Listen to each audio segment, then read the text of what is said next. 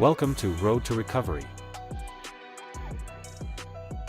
Hello and welcome to Road to Recovery, Advocacy and Insights for Trucking Accidents with Sagi Shaked. Sagi is founder of Shaked Law, personal injury lawyers, and has a wealth of experience in personal injury, wrongful death, and complex litigation cases.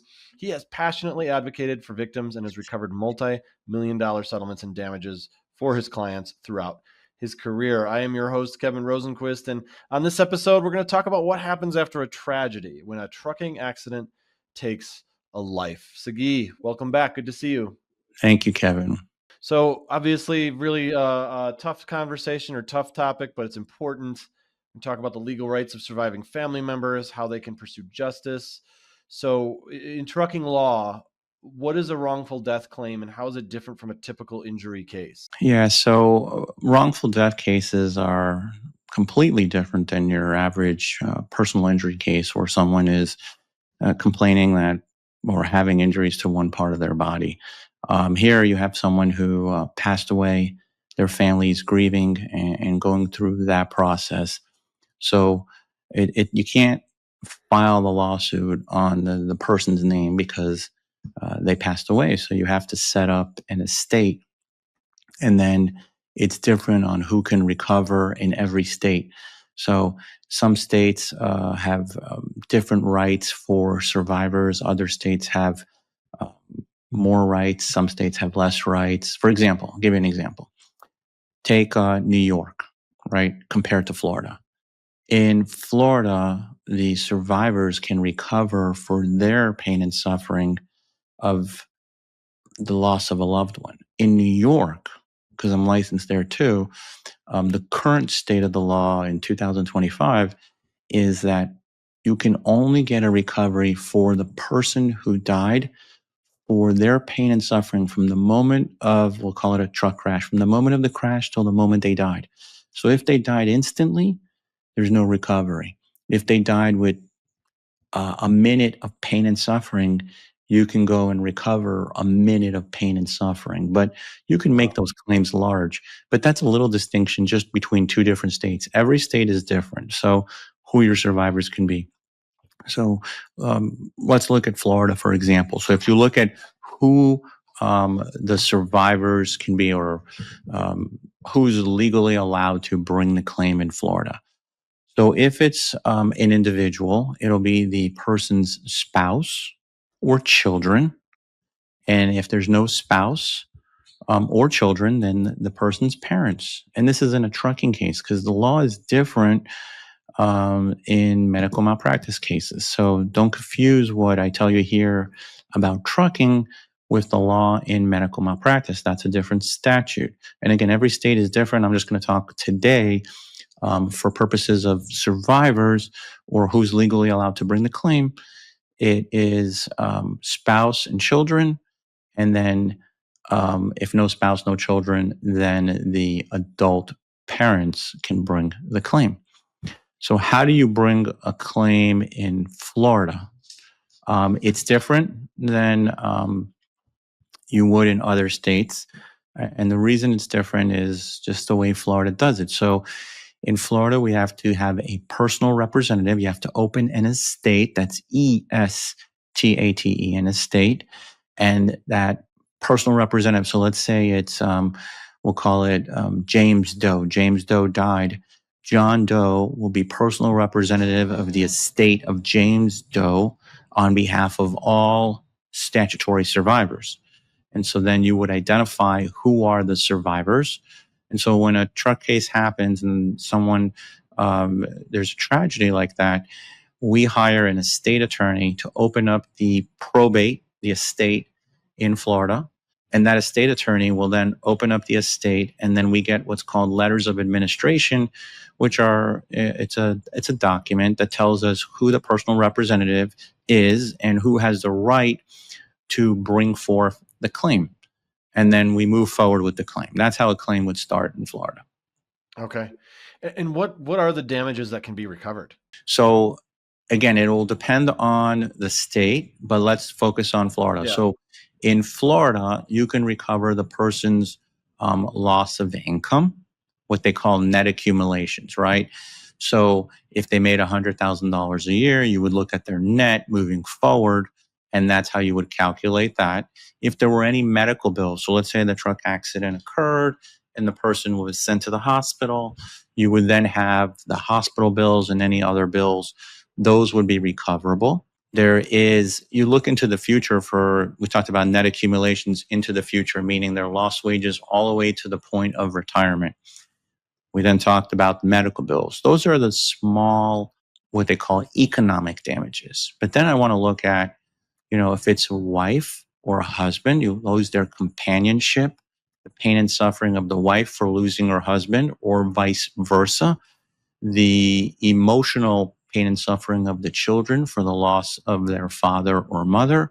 Those are all compensable in Florida. And those are the big, what we call the human damages, what a human has to go through. Not like everybody, you don't need a lawyer to say they have $100,000 in medical bills, give them back their $100,000. But what you need is someone who can articulate what it means to, for example, we have a trucking case going on right now where our client lost her husband, and there's also children involved. And so what does it mean to lose a husband? What does that mean? So we talk about the relationship that they have and the long-term, effect, how you see that every single day. Father's Day is coming up.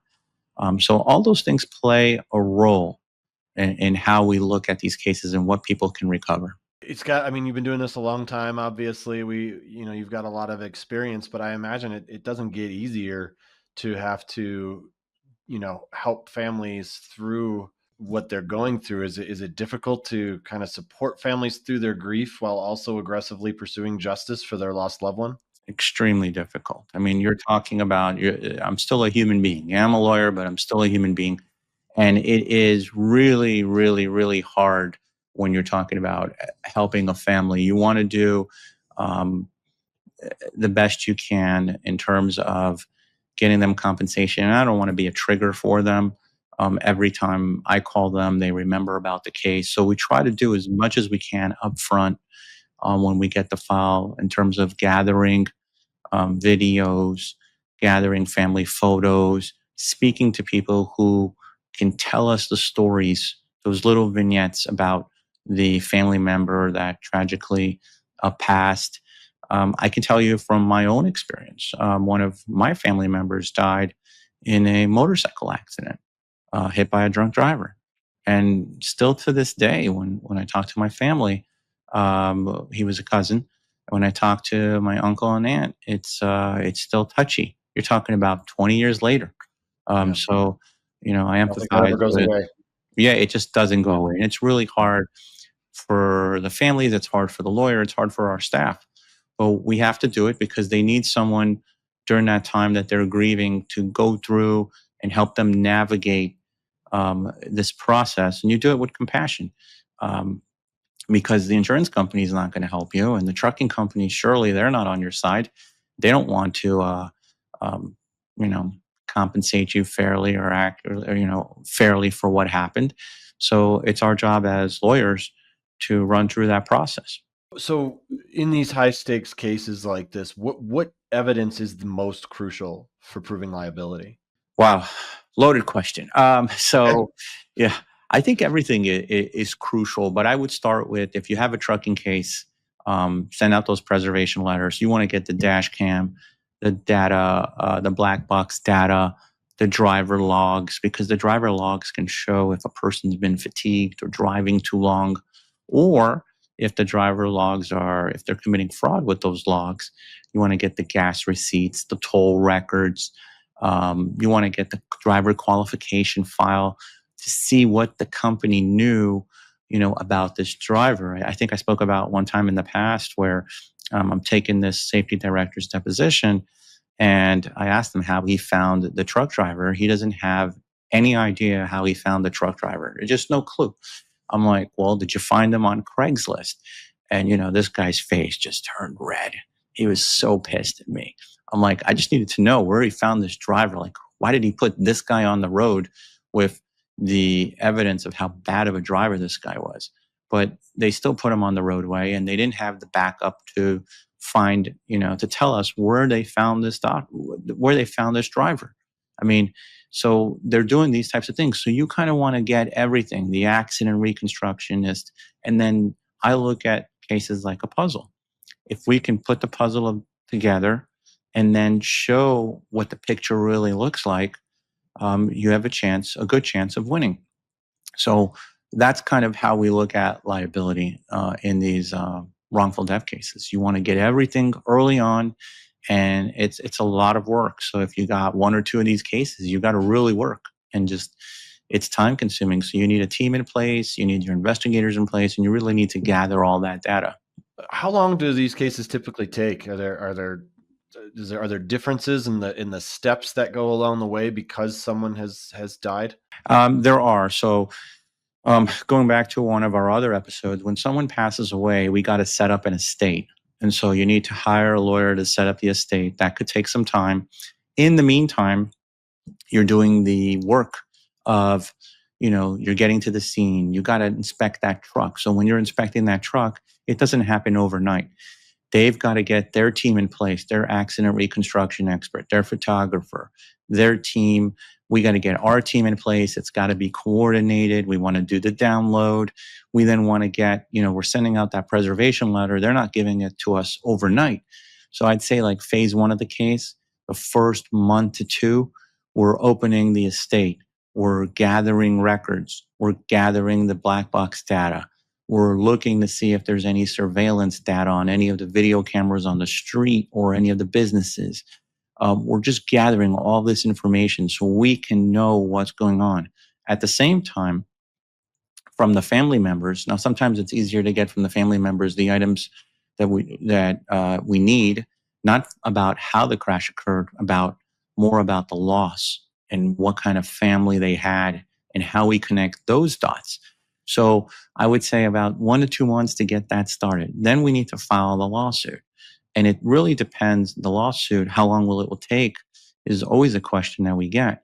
And so it depends on what venue you're in, meaning where you're located, because sometimes some courts are faster than others, and some courts just demand speed and they want you to try the case within 12 months. I know 12 months, a year, sounds like a long time, but it's not, because cases in Florida could take anywhere from 12 to 18 months before you see a trial. And that's if the defense attorney is working with you. A lot of times they fight every issue. So it just depends. If you're in federal court, you're going to get the trial within a year because those judges, they don't play around. And the defense lawyers, they don't play those games that they play in state court. So then you have, before the trial, you need to do your mediation. You got to prepare for the mediation. You got to get the insurance company your demand package, and you got to get it to them about 90 days before you're even going to mediation. Otherwise, you're wasting time. So during that time period, in that year period before the trial or a year and a half before the trial, you're taking depositions, you're securing your evidence, you're gathering discovery, you're meeting with your experts. So all of that takes time. So I would say in a normal wrongful death case without any appeals or anything, you're looking at anywhere from 12 to 24 months. And it depends really on where the lawsuit's filed, depends what judge you get. So some variable factors that can change, but 18 to 24 months seems reasonable for these cases. Again, there's always some oddballs here and there.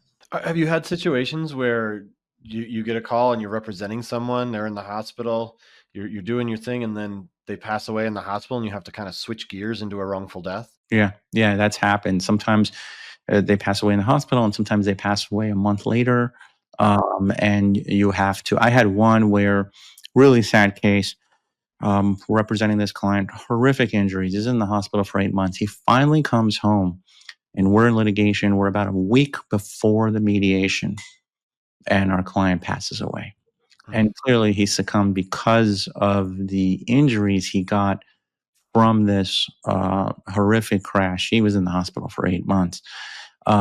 So yeah, and then he gets these injuries and just didn't get better, and so and he died, and so we had to put off that mediation.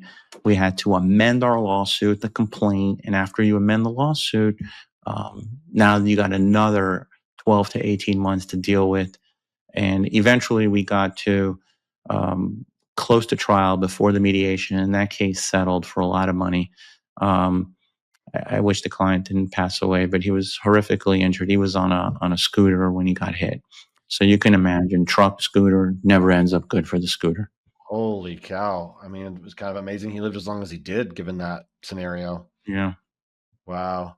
So when things first happen, when someone's family member just, passes away in a trucking in a case, in a crash, what advice would you give to a family thinking about legal action, but still trying to navigate their loss? I would say you don't have to do it alone.